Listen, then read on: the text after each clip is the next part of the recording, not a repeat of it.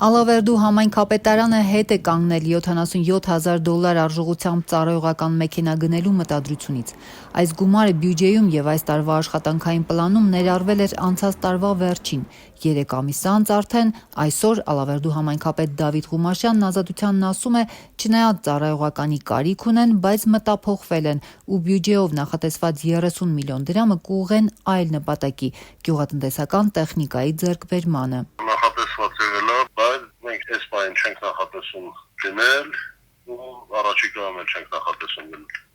Ավականին այս 30 միլիոն դրամանոց ծառայողականի գնումը հաստատել էր հենց այն օրերին, երբ վարչապետը պահանջել էր կրճատել ծառայողական մեքենաների քանակը։ Նա կառավարության նիստում սպառնացել էր սահմանափակել համայնքների պետական սուբվենցիաները իր պահանջներին չհետևելու դեպքում։ Կրկին ուզում եմ հիշեցնել, հարգելի գործընկերներ, մեր բոլոր համայնքների հարգելի ղեկավարներին այդ ուղերձները պետք է հստակ տալ, որ մասնավորապես ծառայողական ավտոմեքենաների գծով այն որոշումը, որ մենք կայացրել ենք,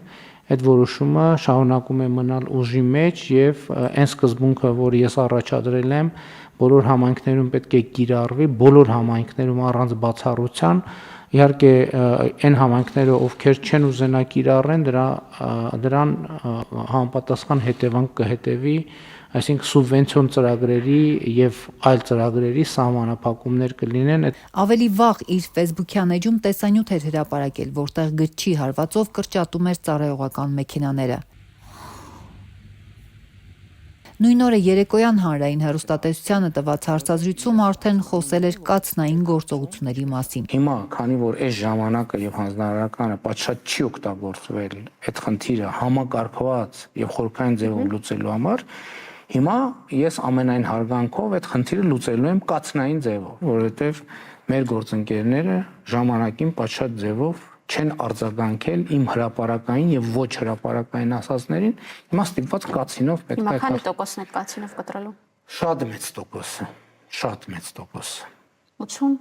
90, 70, 40 մոտավորապես այդքան։ Չնայած այս զգուշացումներին Ալավերդու ավականին առանց ընդդիմության մասնակցության հաստատել էր թանկարժեք մեքենայի ձեռքբերումը արդեն այս տարվա ծախսերի մեջ։ 3 ամիս անց համայնքապետը այն ավելորդ ծախս է համարում։ Ինչով պայմանավորված, որ վարչապետը համայնքում ավելի շատ բացի այո վարչապետի հրահանգները նաև համայնքում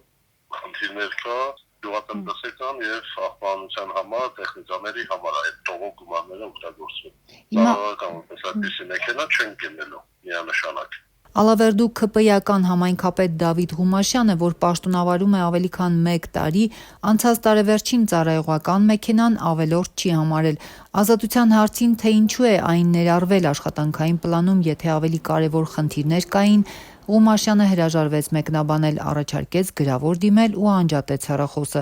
Դեկտեմբերին ինչով ա եղել պայմանավորված, որ նախատեսել եք, հիմա չէ, հետո եք պարզել, որ ավելի կարևոր խնդիրներ կան։ Բերեք բան արեք, էլի գրավոր դիմեք, մենք դες գրավոր։ Չէ, հիմա ասենք դեկտեմբերին ճիշտ եմ հասկանում, որ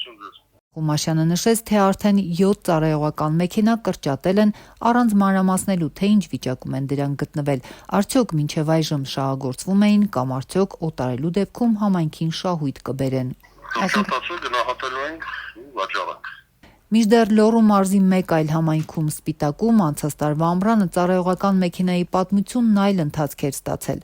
Այնտեղ համայնքապետ Քաջայր Նիկողոսյանը, ունենալով ընդամենը 3 տարեկան Lexus, ձեռք էր բերել նոր $46,000 ամենագնաց։ Դա համայնքապետարանի ունեցած 6 ծառայողականներից մեկն էր։ Ավականին միաձայն համաձայնել ու հաստատել էր թանկարժեք գնումը։ Թե ինչու էր ընդամենը մի քանի տարեկան Lexus-ի փոխարեն Սպիտակի համայնքապետարանը նոր կրկնակի թանկ մեքենա ձեռք բերել, համայնքի ղեկավար Քաջայր Նիկողոսյանը խուսափել էր ուղիղ պատասխանել Ազատության հարցին, հորդորել էր գրավոր հարցում ուղարկել։ Հիմա ինչ հարց ունեք, խնդրում եմ գրավոր գրեք, պատասխանեք։ Հետագայում նա գրավոր պատասխանել էր, թե Lexus-ը վթարի է ենթարկվել եւ չի շահագործվում։ Վթարի գործով քրեական վարույթ այդպես էլ չեղավ։ Վթարված Lexus-ի ճակատագիրն էլ դեռ անհայտ է։ Դրա փոխարեն համայնքի ղեկավարը նոր Geely Monjaro ամենագնաց ունի։ Սպիտակի ծառայողականի ձեռքբերումը թեև լայն քննարկման արժանացավ լրատվամիջոցներում, որևէ հետևանք այդպես էլ չունեցավ։ Չնայած վարչապետ Նիկոլ Փաշինյանը դեռ 2018-ի Թավշյա հեղափոխությունից հետո էր պարբերաբար հայտարարում պետական մեքենաների օպտիմալացման քաղաքականության ու դրա հաշվին խնայողություններ անելու մասին։ Մինչդեռ Ալավերդին, կարծես հետևելով վարչապետի պահանջներին, հրաժարվեց նմանատիպ ծախսից։